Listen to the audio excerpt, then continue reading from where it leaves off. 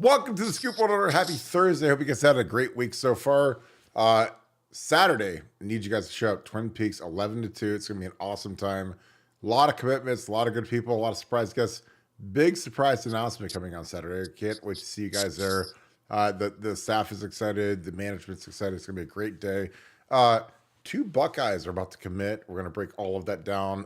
Really, really good tight end, a really, really good defensive tackle. What does that mean for Ohio State? The coaches are on vacation, but the team is in the middle of summer conditioning too, which is going to be very, very difficult. So we're going to break all that down as always and take your questions. If you guys enjoy this podcast, again, we say it every night. It's redundant, but if you guys could leave us a like, click subscribe, also click that little alert bell. Those are huge for us. Again, this is a huge show every night because you guys make it one. We appreciate you guys, all of your comments, your likes, your sharing of this on Facebook, Twitter, Instagram. It all adds up. Text messages. This is huge for us. So we appreciate you guys doing that for us. Again, this is it's a big show because you guys make it one. So we appreciate that each and every night. Again, thank you so much for all that you guys do. And I really, really hope that you guys make the trip to Twin Peaks on Polaris Parkway, right next to Polaris Mall. It's the only Twin Peaks in Columbus. See you guys on Saturday. It's going to be great. Me, Kim, a lot of the luminaries from Buckeye Scoop and the Buckeye Scoop podcast and the chat. They're all going to be there. So it'll be a great time to see all of you guys. Cannot wait to see you guys. So show up. 11 to 2. It's going to be an awesome crowd. I've got a ton of commitments, and I just appreciate all you guys that have already committed to me to show up, and it's going to be a really good time. With that being said, Nevada, 2 commits potentially coming. Brody Lennon in the bag, done, over, committed. Then you move on to the defensive tackle, Trajan Odom. Again, Larry Johnson doing work. A lot of people last year who aren't very smart or they're unethical wanted to bury Larry. And I'm just saying, he's making $1.1 million to coach the defensive line. Look up his salary on public record. That's the highest paid defensive line coach in the entire country. He does a great job. And again, these kids, they get with him, they get around him. The moms and dads get with him. And they're just like, that's the guy I want my kid to play for. Larry is the guy who is the best technical defensive line coach in the history of college football, but he doesn't swear, treats his players like sons. And, again, he's won over John Bosa, who's a very tough guy. He sent Joey and Nick to play for Vrabes, and then LJ with Nicky. Chase Young. It's a tried and true formula with LJ. But it looks like he's about to secure another really, really good defensive lineman. What are your thoughts on this recruiting cycle? Because, again, this has been dynamite, number 1 class in the country. Tavian Sinclair won the MVP of the Rivals 5-star camp, which he should have won the Elite 11, got hosed on that. But what are your thoughts? Because this class, I think, is going to be a record-breaking class. And there's a lot of stuff that can break this way that hasn't. But even without some of the 50-50 balls, in the recruiting ranks, this still could be the highest rated class of all time. But what are your thoughts? Yeah, well, it's rare in recruiting at any point in time when things kind of happen the way that you think they're going to happen, the way you're going to line them up. But this class is this is what's happening. And, if you're a listener to the podcast last night, we're talking about, hey, who's going to be next? Well, it's going to be Brody Lennon. It's probably good Trajan Odom. And then sure enough, bang, bang, that's what's happening today. And to me, it's kind of a good sign for the rest of the class, because we've talked about the rest of the class, about the guys that are yet to recruit, are yet to commit. And, if that falls into place the way that we think it is, yeah, this is clearly going to be the best class in Ohio State history. It will certainly contend and probably be the greatest on-paper class in the history of college football. And that's amazing. I mean, that's absolutely amazing. In a year where people weren't even sure how good the recruiting was going to be this year, to roll a best ever type of moniker on it is insane. But, they're doing it one commit at a time. And these were the next 2 that were in line. And they're happening. So, like I said, obviously Lennon happened already. Odom's supposed to happen tonight. I think, Ohio State recruiting's kind of given that one away in terms of the timing. But I think he's expected to commit tonight. That should be a boom. That should happen at any time. And the rich get richer. And, Ohio State continues to do well down in North Carolina with Odom. Just terrific defensive tackle prospect. Guy Larry's really, really high on, and obviously, to get a tight end, an in-state kid who's really kind of a high, a fast riser up on the boards.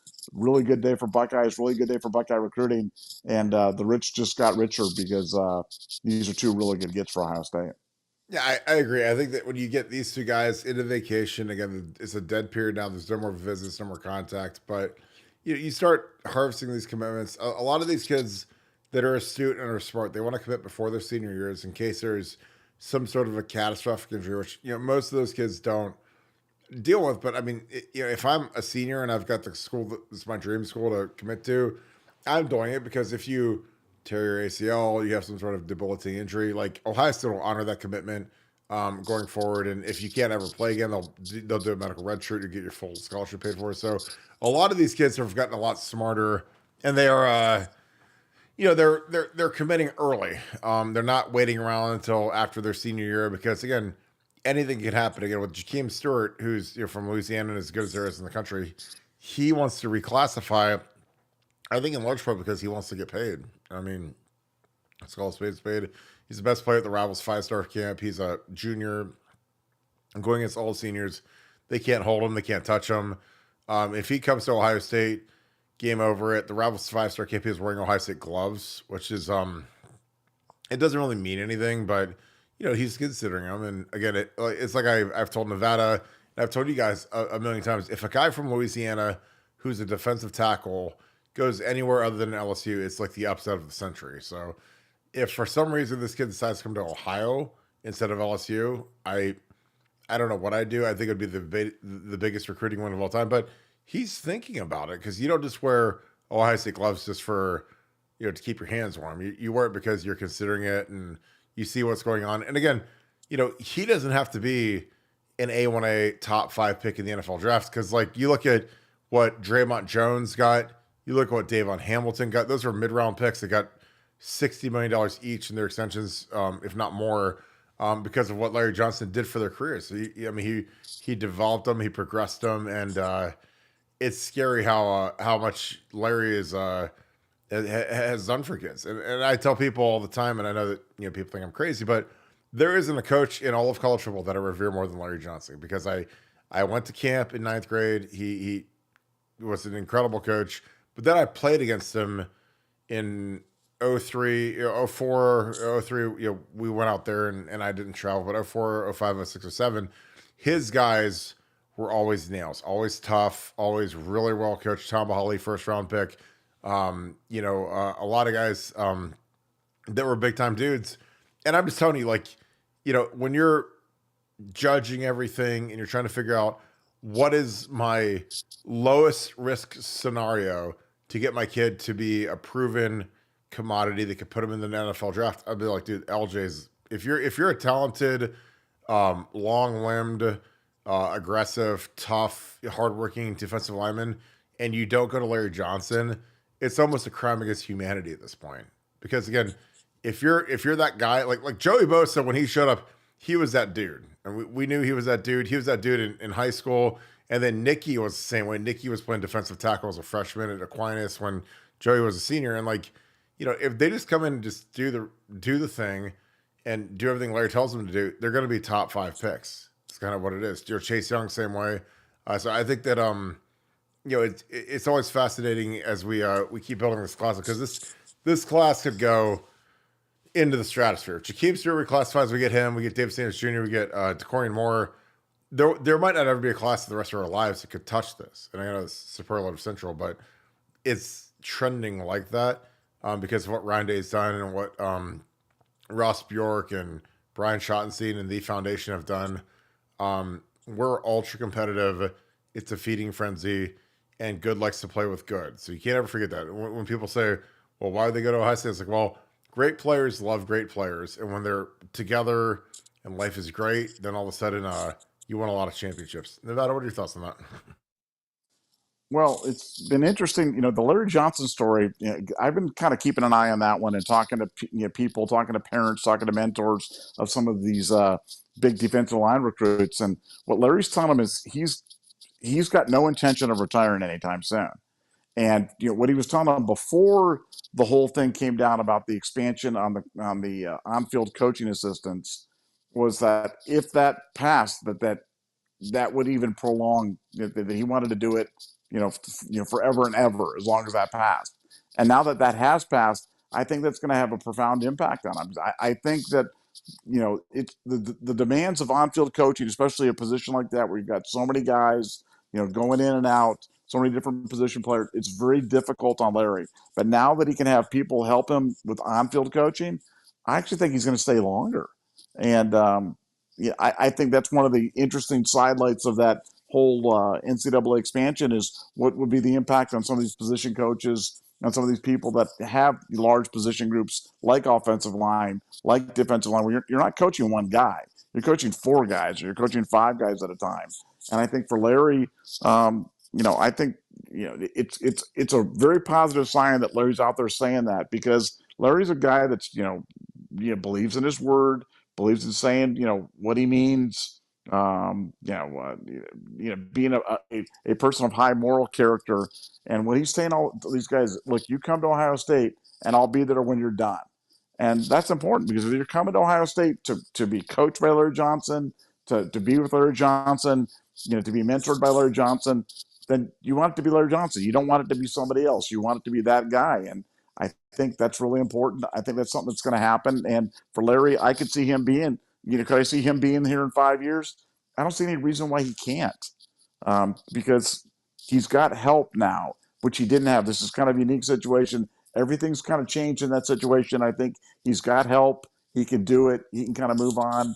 And as a result, you're seeing him starting to feast on these defensive line commitments. I don't think that's a coincidence. I think it's a direct result of the change in the legislation and the way Larry's kind of feeling about his position at Ohio State and his longevity.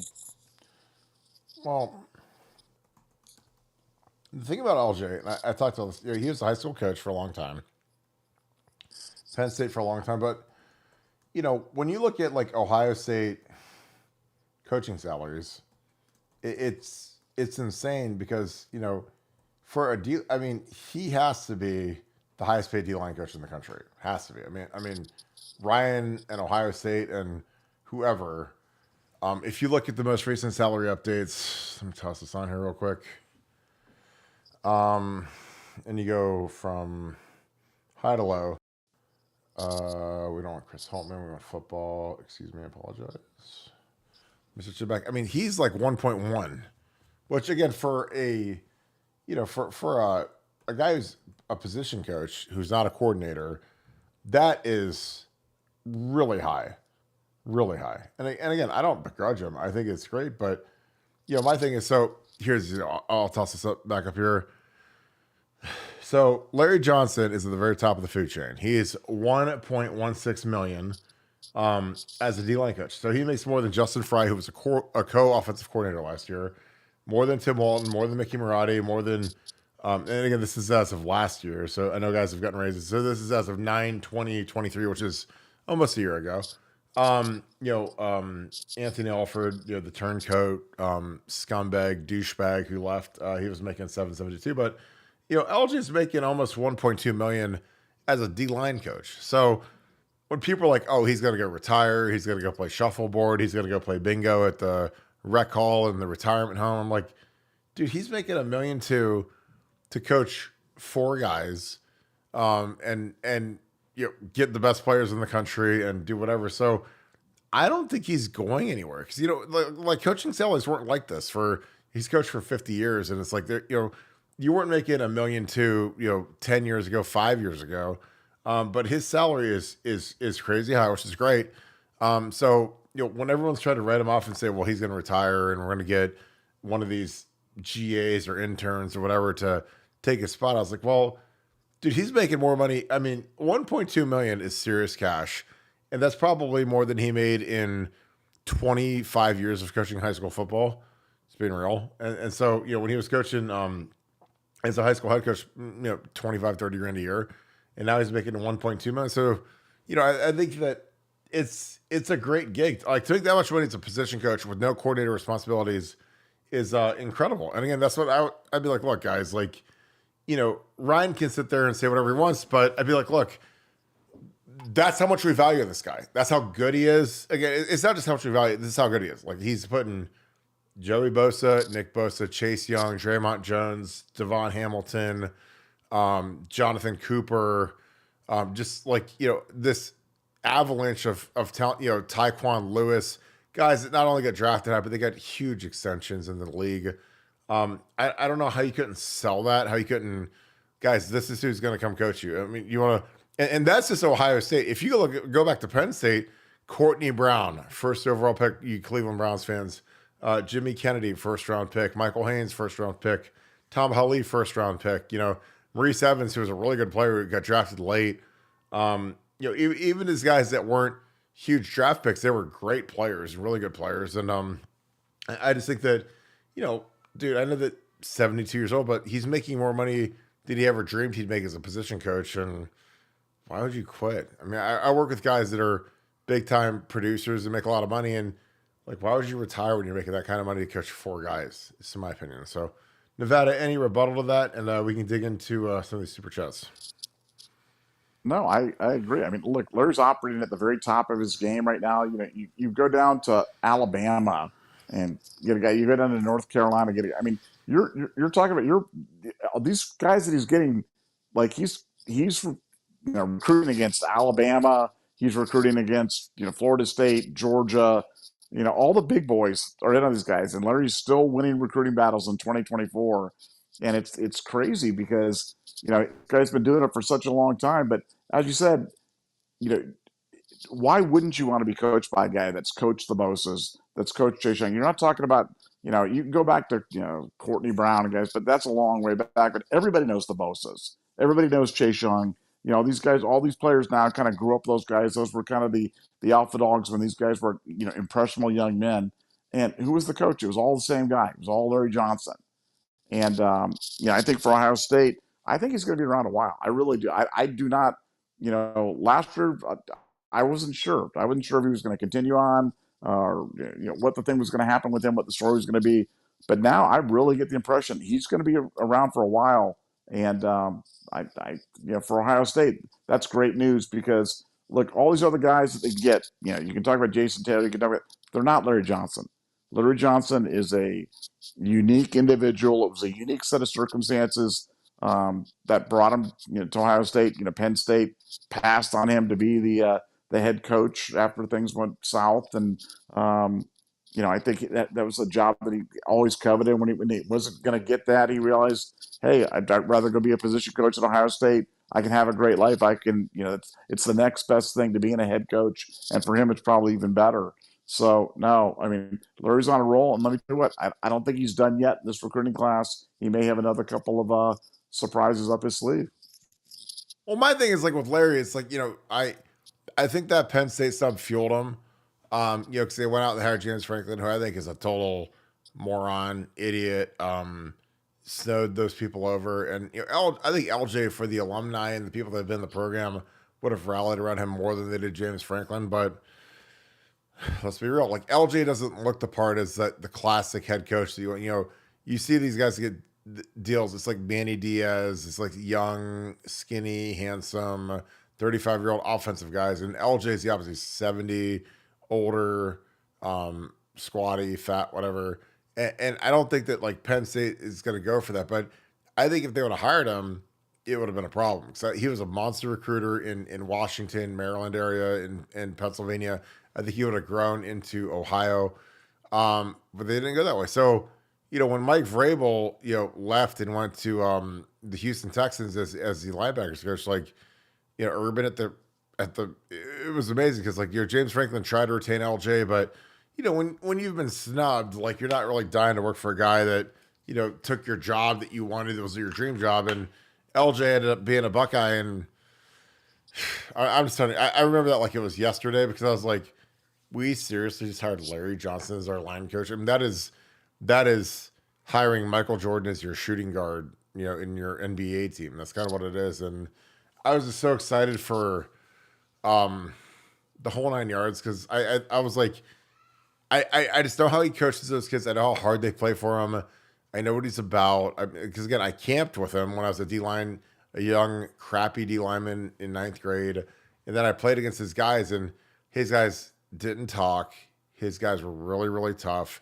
His guys played really hard. They're super technically sound. And I was like, if he can add this to Ohio State's kind of toolbox, I was like, this is going to be terrifying. And again, Joey Bosa, who might be the best defensive end in Ohio State history, didn't mesh with Mike Vrabel. Mike Vrabel's a hard charger. Tough. And again, I love Vrabes. Vrabes is one of the greatest players in Ohio State, if not NFL history.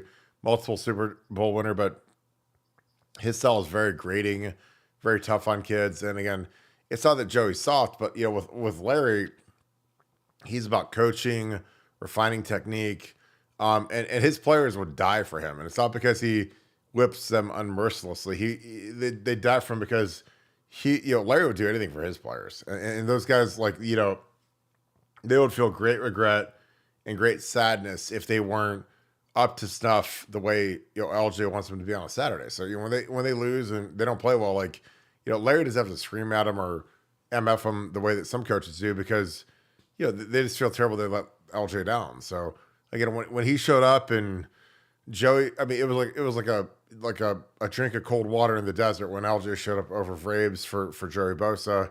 And then he just locked Nicky in a little bit harder. And obviously Nicky became second overall pick in the draft. So like I said, I'm a big LJ fan. As you guys can tell, I'm his biggest fan probably in the world. But I'm super excited about this recruiting class and the guys he's going after because Trajan Adams is going to be a great player. And, a lot of these kids that are debating on where they're going to go and who's going to develop me and who's going to be my next coach, I'm like, you're crazy. Like I've said in the last 3 nights, if my kid was a great defensive lineman, he's going to LJ. Not even a question. Not even, because people say, oh, he's going to retire. I'm like, dude, he's making $1.2 million to be a D-line coach. No one's going to retire from that gig until they die. I'm just saying, because that's a super gig. Nevada, any thoughts before we dig into some super chats? I'm just this defensive class. I mean, I'm excited about the offensive guys, but you've got Dorian Brew. I mean, obviously we're already counting Odom in the class. He hasn't even announced yet, but that's the way it's been rolling. We can pretty much count that one in. But you've got Dorian Brew, you've got Justin Hill. I mean, you've got Petty John. I mean, it's almost embarrassing how many defensive guys that we have that are about to go. So I think this unbelievable class is about to get really better and really soon. I think these could all happen. I hate the timing. I always say timing, these things is always dicey, but I think these things could happen in pretty rapid succession. And so starting tonight, so hang on for a formal announcement from Odom tonight. Another big get for Ohio State. But like I said, Ohio State's not even close to being done. The rich are going to get a lot richer. So stay tuned. Totally off topic. Are you surprised the Lakers took Bronny James? Oh God, what a joke! Oh my gosh, what a joke! I just no matter how you feel about LeBron, I think LeBron is the greatest player that ever played the game personally. But his personal stuff about I want Bronny to be his own man, and I don't want me to have anything to do with it. Oh my God, it's so embarrassing. I mean, it's like just shut up, LeBron. But take him by the Lakers, and they're going to roll that kid out there, the 4-point a game average from USC, and he's going to roll out there on a Laker one-way contract. What a joke! Well, and JJ Redick, which is he's a podcaster, which is great, and I understand. But it's if you take a podcaster and make him your head coach at the Lakers, the best job in the world, that's a little shocking, I guess, but. I think that the way that they could ensure his sustainability is just look, we'll take LeBron's kid, and his dream is to stay with LeBron and Bronny James. He's not going to go anywhere now. He'll opt out and get a bunch of money from the Lakers, but he's not going to go to the Mavericks, not going to go to the Cavs. But yeah, when I saw that, I was like, of all the bets in the world that are easy to place, that was it. Where's Bronny Jr. going to end up? The 58th pick to the Lakers. Were you surprised that they made it? I didn't even know. I was watching last night, and I was like, I didn't know that they made the second round the next day. I thought that was crazy. I've never seen that before. Were you surprised by that?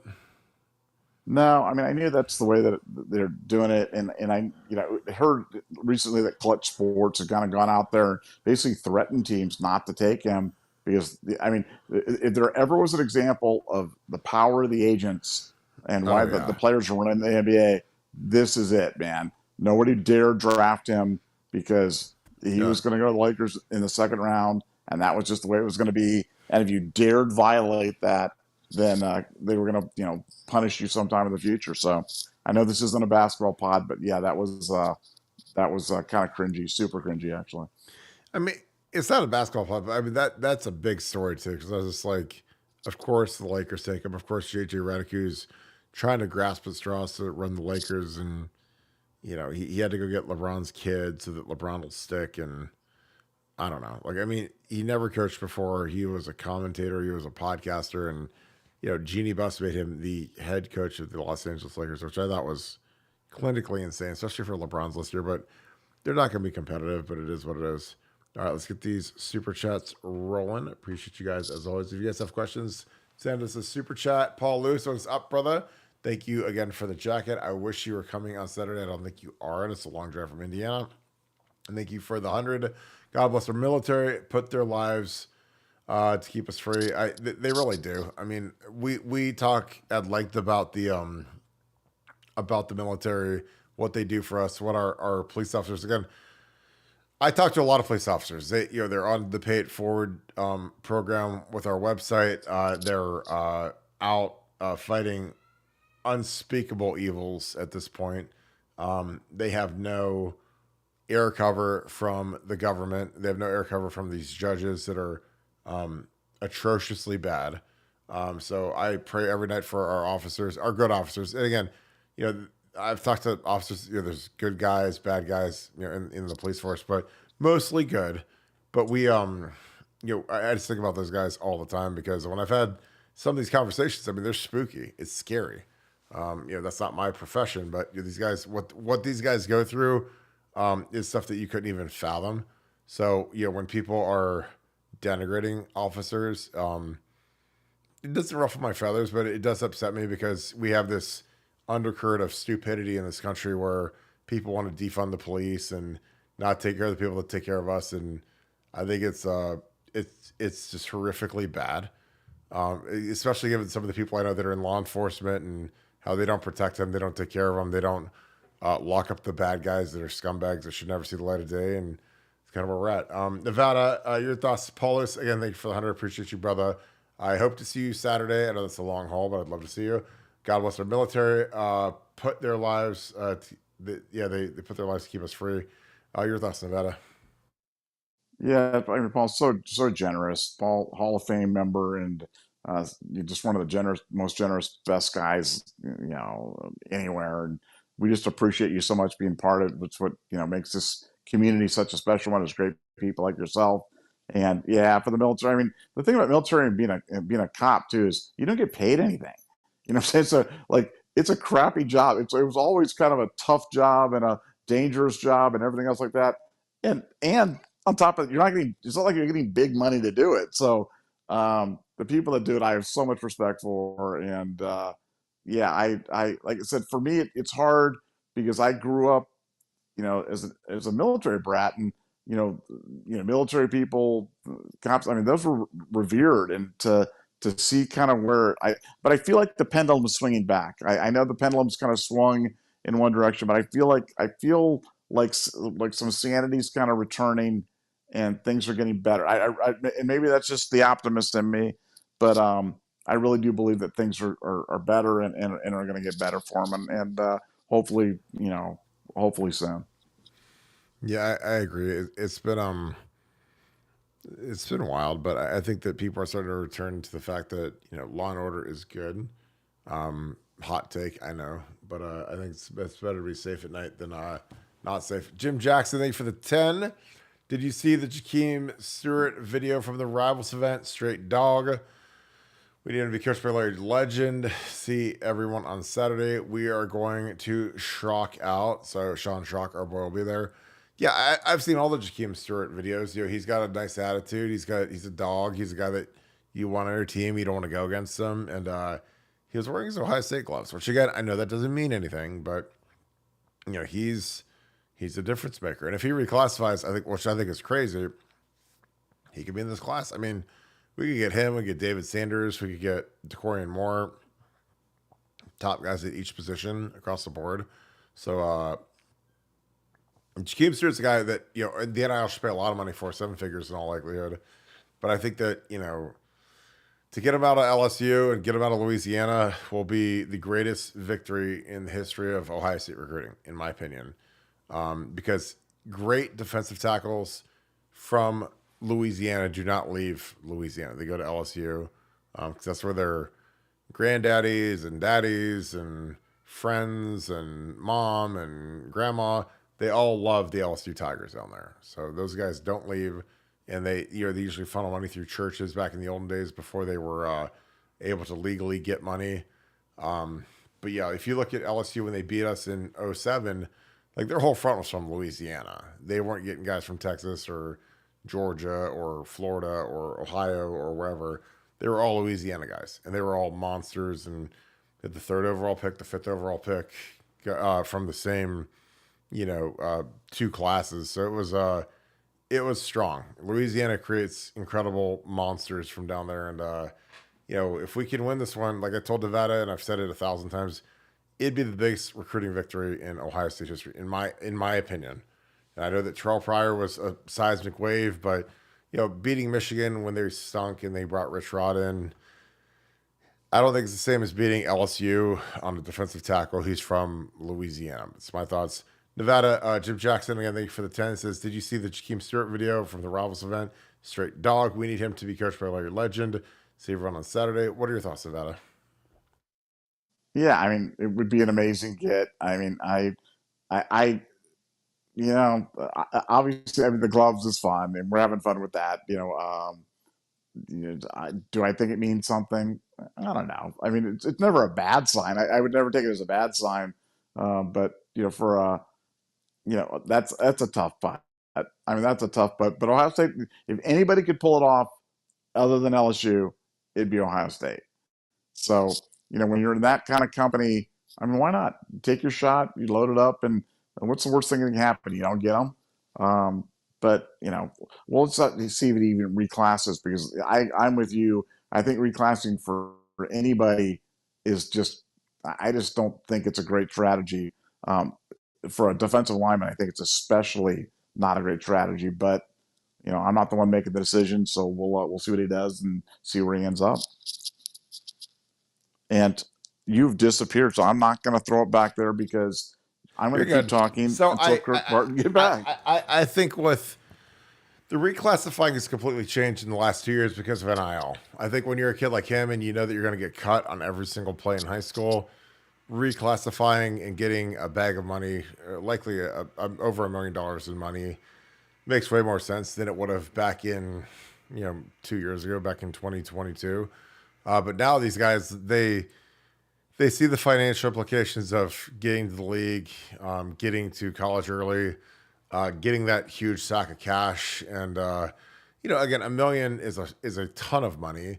I don't know if that sets you up for life, but it's a great head start on life to have $1 million in your bank account, and that's probably the number he's going to be at. So, I mean, I think that changes the calculus, especially when you're a D tackle, you're an interior guy, and like I said, in high school, if I'm going against that guy, it's going to be, let's cut him on every play. Let's make his life miserable. Let's cut him. Let's wham him. Let's beat the tar out of him and see how it goes. So to me, I think it makes sense to go early when you're in that position. But Nevada, I was talking about, if you're a defensive tackle and you can go early and you can get $1 million, 7 figures in NIL, I think it makes sense, because when you're in high school and if I'm that offensive line coach going against him on a Friday, I'm saying we're cutting him on every play, every single play. So we're gonna put the crown of our helmet into his kneecap, try to blow his ACL out, and so for him to say, well, I'm going to skip that and go to go to Ohio State and play play as a reserve rotational guy and get $1 million, like,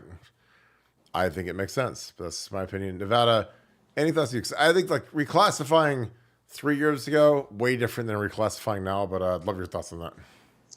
Yeah, I'm just not, in a position right now where the NFL is a man's league. It's just it's a place where you don't. I know it's tempting to get out of high school and people want to rush out of college and turn to doing it. But man, if you're not ready, it's a non-guaranteed contract league. If you're not ready, they cut you league, and I don't know. I'm just of the opinion that I'm yet to see. I don't believe it. Somebody have to show me a thing. I've yet to see where reclassifying works, and maybe it does, and maybe I'm just not familiar with it. But I look at your path. You took 5 years to graduate, went to the NFL when you're absolutely ready, and you can imagine you trying to do it in 3 in like year. I mean, not that you couldn't have done it, but man, that's a big jump, and I'm just not sure if the juice is worth the squeeze in terms of doing that. I wouldn't encourage anybody to reclassify, but that's just my personal opinion. Well, for me, I was the guy that I stayed the whole 5 years, which is whatever. But I mean, Jake Long stayed 5 years. He was the number one pick of the draft. Joe Thomas stayed 4 years. Who was third pick of the draft the year prior to me and first ballot Hall of Famer. Levi Brown stayed 5 years at Penn State, went fifth overall the year before me. So back then, it was pretty in vogue to stay and develop, especially as a lineman. Like, I mean, once you get to the league, man, it's the killing fields every day. So you better be on point, and you better be on your stuff if you're going to be great. So, I think that the most poignant thing you said in the last, month is the fact that you said, show me an instance where reclassifying worked. And I'm just like, I'm sitting here thinking, I was like, well, I can't really think of one where a guy like left school early, went to, I mean, like Quinn Ewers is a classic. Quinn Ewers is the highest rated quarterback in the history of all the rankings, came to Ohio State, reclassified, obviously. And guess what? He ended up staying for his 4th year. So it wasn't like he left, and is in the NFL as a 20-year-old. He stayed for another year, and he's developing under Steve Sarkisian and in that offensive scheme and whatever. So I, honest to God, as I'm thinking about it, and again, you could go pull your almanac out and test me, but I can't think of a single player that dramatically benefited from reclassifying in terms of, I'm talking going to the league after 3 years as a 20-year-old and got some crazy bonus or some crazy draft status. But what are your thoughts? I can't think of anybody. Am I wrong, Nevada? No, I mean, I don't think it's I mean, everything they have metrics and financial optics and all this stuff, and I just can't think of it a single time when when it's worked out. And I'm all about the math. If the math says that it works, then hey, let's go. But you don't want to fight the math. And in this one, it just seems crazy because the NFL is unique in terms of the contracts aren't guaranteed. It's not like the NHL. It's not like the NBA. It's not like Major League Baseball. It's pay for performance. If you get cut, man, that's the end of the game for you. So I don't know. I think that it's the whole thing about are you trying to go for NIL? Are you trying to go for quick money? Or are you trying to create generational wealth by getting to that second and third NFL contract? And I think everything that screams about the second and third contract says stay later, stay longer, get bigger, stronger, and that's what I would do. Yeah. Well, I mean, the ultimate example of that is Arch Manning.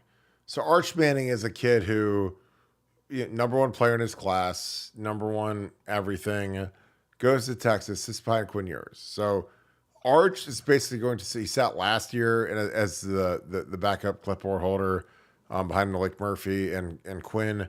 This year, he's the primary backup behind Quinn. And so next year, he's going to be a third-year guy. He'll take over as a starter after Quinn goes to the NFL. And I think there's a really good chance he stays for year 4. Because, again, Peyton Manning, who is the second greatest quarterback in the history of the NFL, and a guy who was the most prepared, the hardest worker, just an absolute insane asylum of work ethic and prep. He stayed for his 4th year just to make sure that he was super, super duper ready for the NFL. So if Peyton can do it and thinks it's beneficial, then anyone, Tom Brady, the greatest quarterback of all time, went 5 years at Michigan. Obviously wasn't anywhere near as heralded as Peyton Manning, but I think that, like for me, I had an option to leave after 3 years.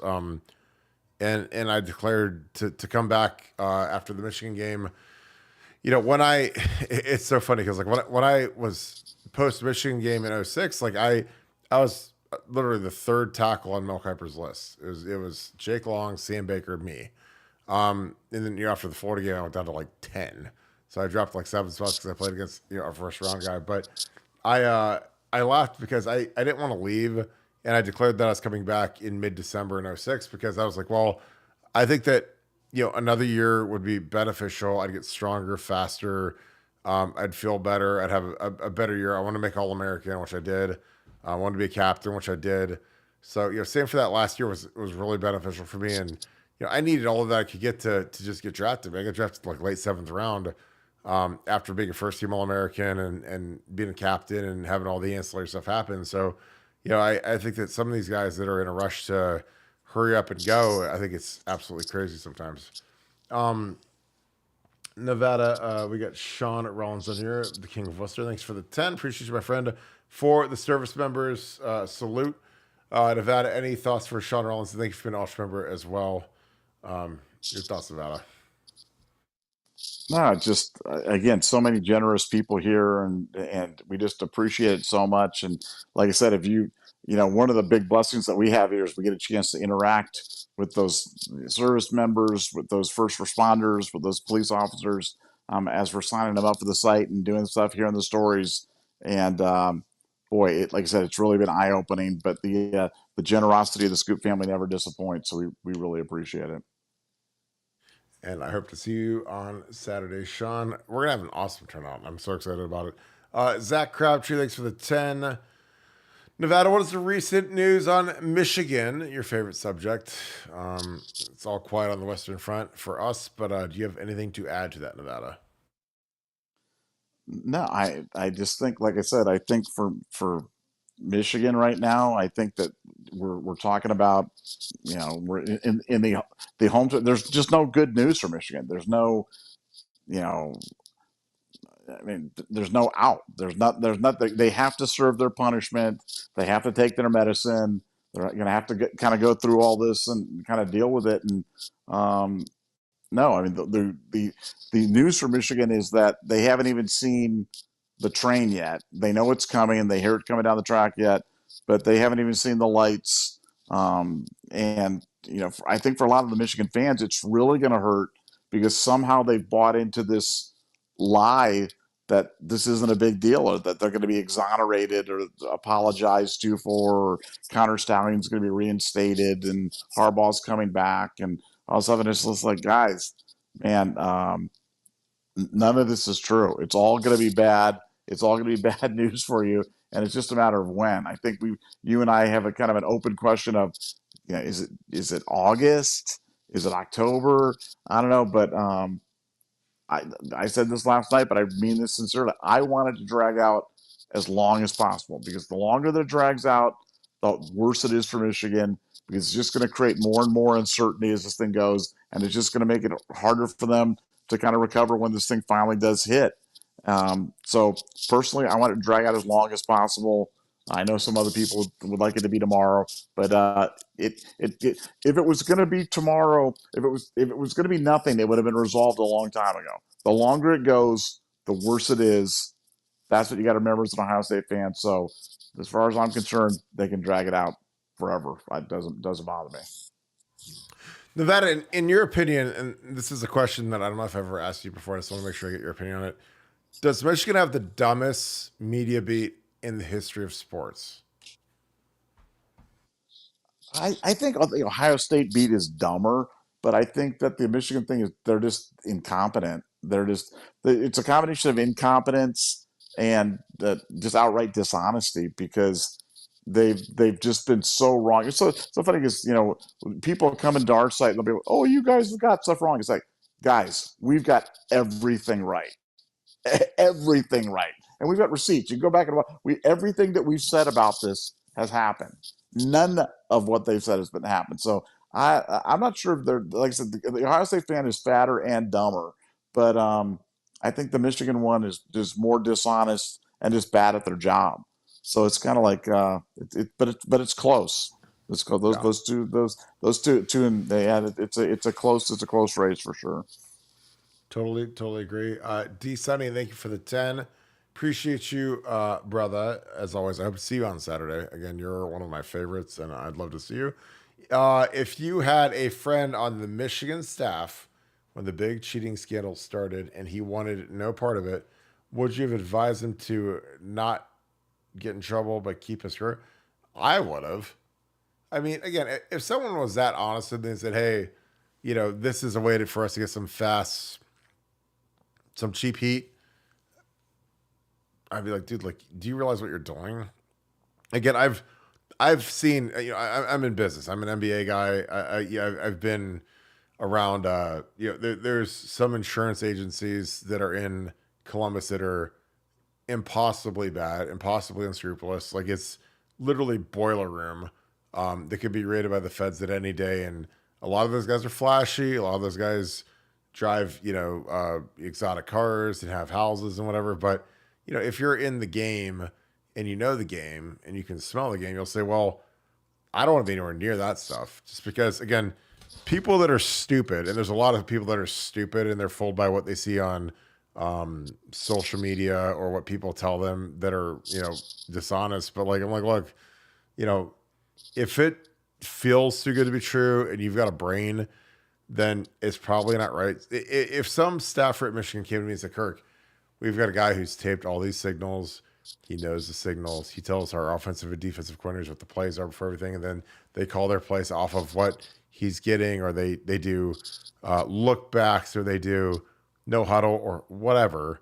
Like to me, like I'm like, dude, like, do you know what's gonna happen when they get caught? Because they're gonna get caught again if they're stupid. Like Michigan, you have to understand, like Michigan people are stupid. Like, I mean, Sean Crable, Prescott Burgess, Mario Manningham, like single digit ACTs, like low test scores. So people talk about Michigan education. I was like, I've met those guys. Like Prescott Burgess had a tongue ring as a senior in high school as a male. So you tell me how smart he is, because I don't want that guy as my teammate. You give me AJ Hawk and Schlegel and James Laurinaitis. Like, I don't need Prescott. I know everybody was ready to commit suicide when Prescott went to Michigan. I'm like, dude, he was on my official visit to Ohio State. He had a tongue ring, and people were ready to kill themselves because we didn't get him. Like, dude, I don't want to play the middle linebacker with a tongue ring.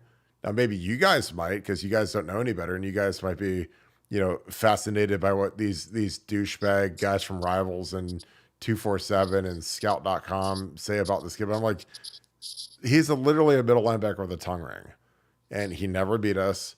I mean, we prison raped him every time he played middle linebacker against us. Same with Chris Harris, same with Crable, same with all these guys. But on the signing day, everyone was ready to jump off the cliff, kill themselves because they're like, oh my god, Ohio kids going to Michigan. How are we ever going to survive with AJ Hawk and Bobby Carpenter and Anthony Schlegel and James Laurinaitis and Marcus Freeman and Larry Grant and guys that all ended up, they all literally, I just named six guys that were all way better than Prescott Burgess. So to me, like, if someone wants to stay at Michigan and they want to cheat and know that they're cheating, that's fine.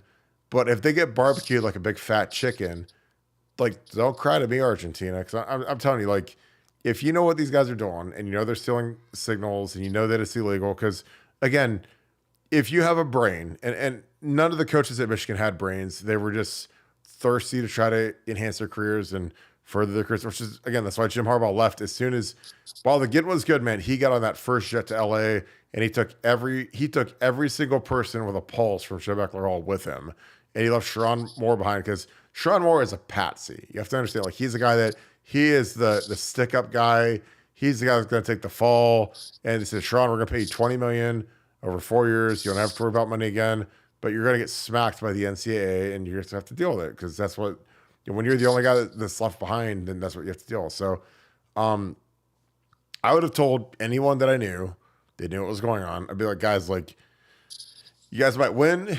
I mean, they won a national title, but it's gonna be really bad to be tied to that. I mean, especially if you have a brain and you're a position coach or a coordinator, and you knew that's what they were doing.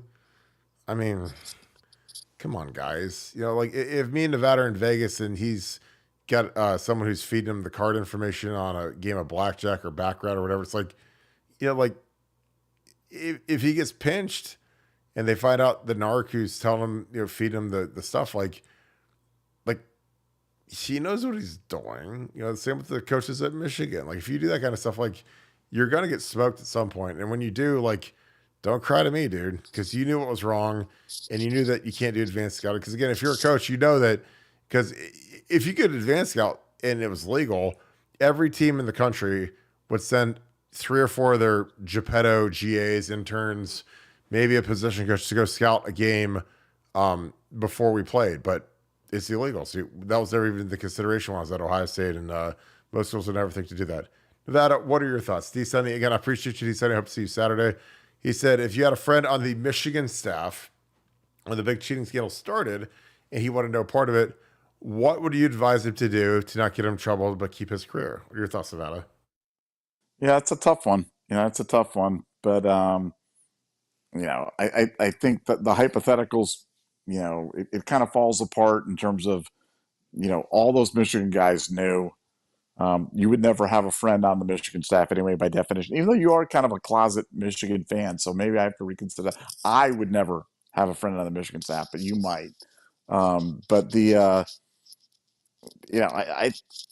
look, what they did was just, it was so wrong. And there's a reason for the rule. The reason for the rule is that every school can't afford to send multiple guys to in terms of doing that, and like you said, so you don't prepare for that. It's like if they're saying, if you have a rule, like when you're playing baseball, when you were a kid and you only had like 5 kids on a team and you're playing like pickup baseball out in the field, and you're like, you close right field, you're like, okay, you can't hit the ball to right field because we don't have a right fielder. We only have a left fielder, a shortstop, a first baseman. That's all we have, but you can't hit the ball to right field. And all of a sudden you get up quick and you start hitting the ball to right field. And I'm like, dude, we just said you can't hit the ball to the right field's closed. So, they knew it was illegal. They knew that it was for them. I really believe it was just that the program was so desperate. You have to remember that they had actually quit on playing a game. They didn't play the 2020 Ohio State game by tapping out, by claiming that they didn't have the players, and on a just a totally bogus proposition that they didn't have enough guys to play. They tapped out. And when you're at that point in your thing, when you're refusing to play the game because you're so afraid of being humiliated, you'll do anything. You'll resort to anything. You'll do anything. And Connor Stallions was the right guy at the right time for them, because he came with a cheating scandal and they were willing to listen to anything and do anything, and they did it. But when you do that, like you said, you do the crime, you got to do the time, and that's coming for them, and right soon. Yeah, like I said, it's like being a trader for Bernie Madoff. Like, great, we can't lose because nothing that we ever project is ever going to be, go down. But eventually, like, you're going to realize, well, if all my financial friends are telling me to run for the hills, then maybe they're right. If he picks every single stock correctly and every single investment correctly, and he gets rate of returns that are, 35% higher than the rest of the industry that are geniuses and Ivy League grads and whatever, like maybe something might be getting cooked, but I don't know. But that's Michigan they're the Bernie Madoff of college football, and when it all comes tumbling down, I hope all of their douchebag fans come and see me, and they'll say, man, and it's comes to you too, Nevada. They'll say, man, those guys had it nailed since November. We spent all that time watching them. We sent all those dumb messages, and they were right the whole time. They were the truth tellers, as opposed to their beat, which is, they're as worthless. They're as bad as Ohio State. Ohio State this is the least talented Ohio State beat in the last 30 years. And again, I used to work there, and there was major talent on the beat. It's devolved into dishonesty and fanboys. Guys that they literally they lay at the feet of Ryan Day's bed, and it's so bad that I don't know. I can see why people want to watch our stuff, so they at least get an honest review of what's really going on in the Woody Hayes and the program. D Sunday again, thanks for the 10. Excuse me. I think we got did you do a double?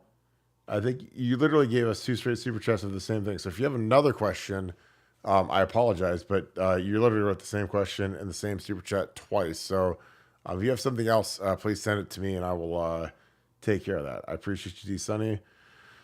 What do you think, Nevada? I mean, two recruits, good recruiting weekend, coaches on vacation. Your thoughts on the program? Because I mean, camp's starting in a week or in a month, and it's going to be incredible. But what are your thoughts right now as we close up recruiting? I'm just getting ready for the next guys. I mean, I'm one of those guys that's I'm can't get never can have enough when it comes to recruiting. I can't. You can never have enough good recruits. And like I said, we get Lennon this morning, and we're like, okay, that's great. Who's next? Who's next? And it's like Odom's going to be tonight. All right, great. Let's on to the next one. So yeah, I want them all. I want all the good players on my team.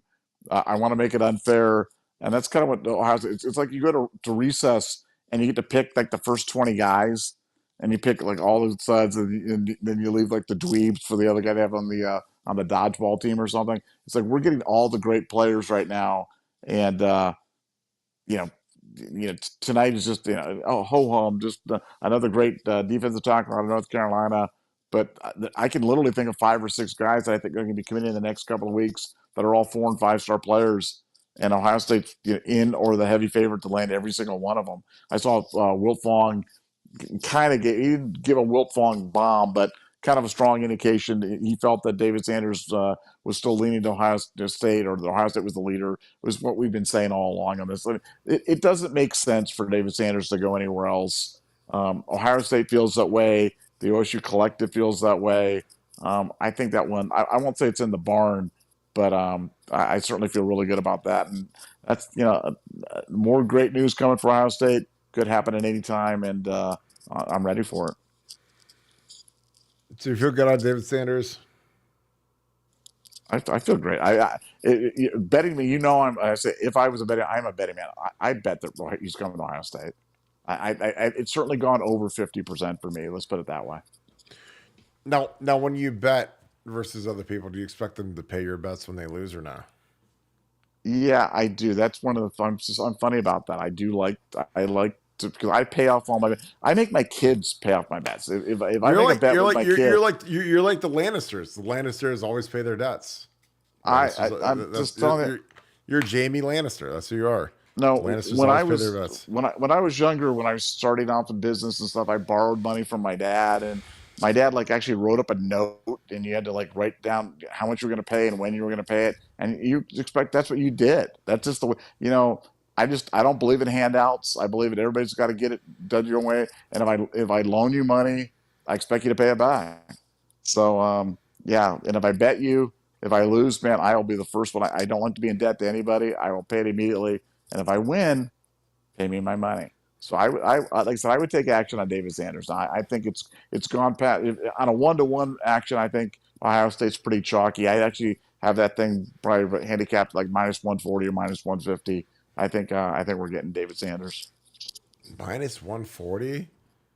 I think so. That reminds me. That's like what Peyton Talbot used to be like 6 months ago, right? I told you about that. You just were afraid to bet. Like, I don't want to bet Peyton Talbot. Guys, for you guys betting, I had given Kirk, because that we're big MMA gamblers, and we were waiting for this one spot. No. Be honest now. I told you about Peyton Talbot, and I said, guys, in UFC 303, there's a fighter fighting named Peyton Talbot. Put all your money you can on this guy because the line is going to blow out. We started betting it at minus 298. The line now, I don't know what exactly it is, but yesterday it was minus 2,200. Like one of the biggest favorites in the history of the UFC. We started betting it at minus 298, and we've laddered it all the way on up there. I did tell you about it when it was at minus 500. Did I not tell you about that? No, you told me about it, but I'm like, how can I lay my money on that when Cristiano Ronaldo and Portugal are playing Georgia? I'm like, that is, you don't talk about a sure thing. No, that is a sure thing. You just can't stand to have your money tied up for I can't have my money tied up for 4 days. I'm like, dude, put your money out there. This is that. You told me about it like 2 months ago. You're like, bet Oh, on Ohio heaven, State to make the heaven. playoffs. I mean, that's like 7 months of just sitting there. Yeah, but You it's know? free, man. It's free. It's minus 600. It's free. Like, take the money. Oh, Ohio State 16%. to go to the playoffs. Minus, what is it, minus Yeah. 650 right now or plus 650? It's not plus. There's no way it's plus. No, it was Minus minus 650. 550. No, yeah, minus. I don't know what it is right now, but yeah, you're basically making 16% on your money in 7 months, which is like a 22% return. I'll do that all day. When you do the 60%, do you count that with your toes and fingers, or do you have your calculator out, or how do you do that? No, man, my mind is like I'm like Rain Man when it comes to stuff like that. I can do it. I got my little. You and I should go to Vegas and wear like the same little suits, do like the Rain Man scene and wear the suits and stuff like that. That'd be Oh, awesome. I'll do it as long as we can lose soccer bets when they give up 2 goals in Oh extra God, time. I'll do it yeah. for See, sure. I'll be you're locked in. yeah, Peyton Talbot, guys, this Saturday. Also, you're not following Dagestan Poppy. You're just wasting time, money, effort, energy. Best MMA You, handicapper in the world, in my opinion. And if you're not going there and getting his picks, he's giving away picks for free. He will not always give away picks for free. He's no. giving away picks for free. Take advantage of that, guys. And here's the thing: I'm going to give you guys a tip. Never told anybody this stuff. If you like direct message him and ask him for the picks before the thing, he'll even give them to you early. I'm like, that's the kind of guy that he is. Like, so you can direct message him and say, hey, can we get it? Because he usually releases a little bit before the hours. The reason he doesn't put them out earlier than that is because huge betting syndicates see what he does and they jump on his Yeah. action. And so he tries to hold his stuff there. And that happens, guys. He's literally moving the market on this stuff. But if you direct message him because you're a member of the Scoop family and say, hey, I'm a member of the Scoop family, Nevada said you might give me the pick early, he'll probably give you the picks early. So little pro tip, little gift from Nevada for you today. Nevada, if he could run our NIL fund, like, would we have infinite money essentially? Uh, he's so good. I'm telling you, he's got a track record where he's up like plus 136 units, 14% ROI, which I'm betting is absolutely unbelievable. He's a savant. He's a savant. He's a guy that 10 years from now you're gonna be like, man, I remember when Nevada was talking about this guy because he's going to be huge in MMA. He will be the biggest thing in MMA gambling. Completely, he's an originator, so he's like setting the market on all his picks, and you guys get a chance to interface with him directly and for free. He's not charging anything. It's a gift. It's a gift. I mean, I don't know why he does it. I wouldn't gift, do it. I'm like, the gift of free money is what it is, right, Nevada? I know. It's like, here's your free money, and then like, yeah, it's crazy. It's absolutely. And then crazy. Kirk bets on Portugal and doesn't turn out too hot, does it? No, terrible. Dumb Portugal folks. Nevada, any final thoughts before we go down the rabbit hole? No, watch for Odom commitment tonight. And if you get a chance to subscribe to our channel, we are closing in on 31,000. We're a handful of people away. Will you be the lucky 31,000 subscriber? Subscribe to our YouTube channel. And we appreciate you. And we'll see you tomorrow night. What's the name of your burger place? Freddy's. Freddy's. So if you're the 31,000 subscriber, Nevada will take you to Freddy's in Middle America, and it'll be absolutely amazing.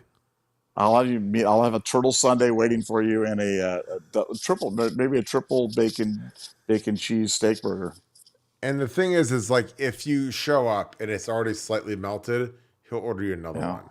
Because he bet so much money on Peyton Talbot that he'll be a franchisee. Oh, man. He'll be standing behind him, pull a hat on, and say, we have so much money on Talbot. How much turtle would you like on your Sunday? Do you want some extra turtle? You guys, there you go. Peyton Talbot. Peyton Talbot Saturday night. Oh my God. We're off the rails. Again, appreciate you guys as always. Thank you guys for kicking it with us. Hope to see you guys on Saturday. Saturday is going to be absolutely crazy fun. We have a great crew coming. A lot of really good friends have confirmed. A couple surprises. I think you guys will love it. So I hope to see you guys. Polaris Twin Peaks by Polaris Mall on Polaris Parkway. It's going to be absolutely lit. Can't wait to see you guys as always. If you guys enjoy this content, please leave us a like, click subscribe. Also click that little alert bell. We'll have a huge night tonight. I can't wait to see you guys on Saturday. We'll be back again tomorrow at 7 p.m. Thank you so much for all that you guys do as always. Thank you so much, Buckeye Nation. Thank you, Scoop family. This was a huge show because you guys made it one. So we appreciate you, and we will kick it with you guys tomorrow night and hopefully Saturday morning. It's going to be awesome. I can't wait to see you guys. Go Bucks.